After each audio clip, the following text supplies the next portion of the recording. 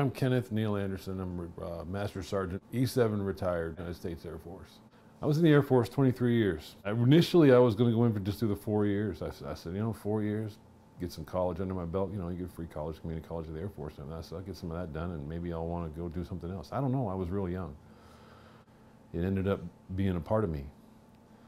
So when the 4-year term rolled around and I had some great supervisors working for me, so I was working for some awesome master sergeants at the time, and I was an A1C, and they liked what I did, and they liked my attitude, my integrity. They liked who I was. They said, you're Air Force material, Ken. You really ought to think about re-upping. So I did for another 4, and then, once the 10-year mark hit, I'm committed. I like what I do, and I love the Air. I mean, to this day, I miss it. So there's days I actually miss it. I miss the camaraderie, and I miss the unity. I miss I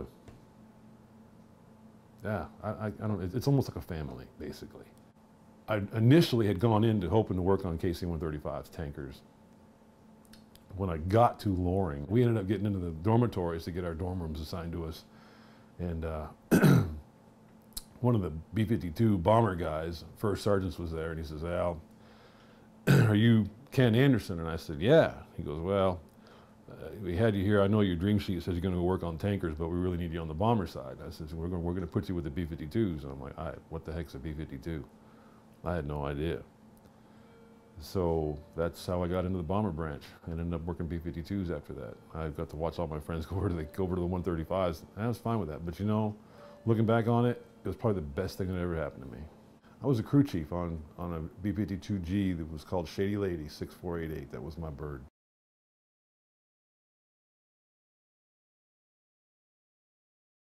I was in Diego Garcia from August of 1990 until early March of 1991. Well, Desert Storm started out as Desert Shield. It started out, basically it was August of 1990.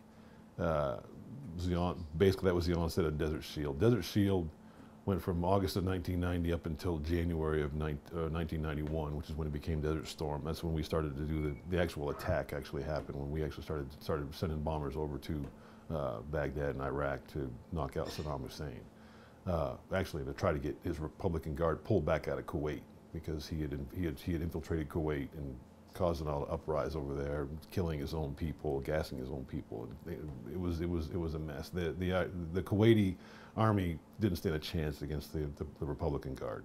Desert Shield was the amassing and placing of the military forces to try to get Saddam Hussein to pull back out of Kuwait. It was a military force is basically what it was. And that was where we ended up going over to Diego Garcia, our unit from Loring Air Force Base, Maine. We took every bomber we had and probably half of our tankers over there to a little island, Diego Garcia. But what they had done is they had taken part of Diego Garcia and had put up brand new buildings and for our Air Force involvement.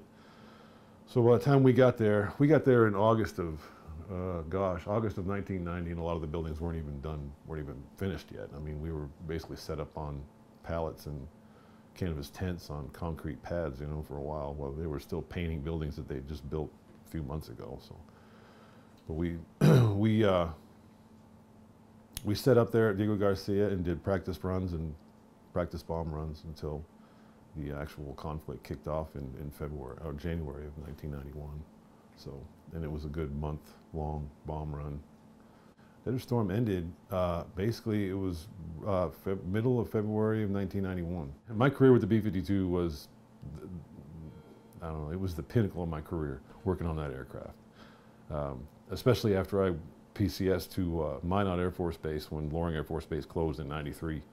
I got a chance to work AR at Minot for 8 years, which is the heavy maintenance side, aero repair on the B-52s. I mean, if you're a crew chief, you're kicking tires, refueling, launching aircraft, recoveries, hourly post-flight inspections, and it's kind of monotonous, but when you work AR, that's where you really learn the meat of this airplane and what it's capable of doing. I was doing full jack jobs, landing gear changes, bomb door riggings, removals, flight control riggings and removals, engine riggings, you name it. That's where I really, really thrive.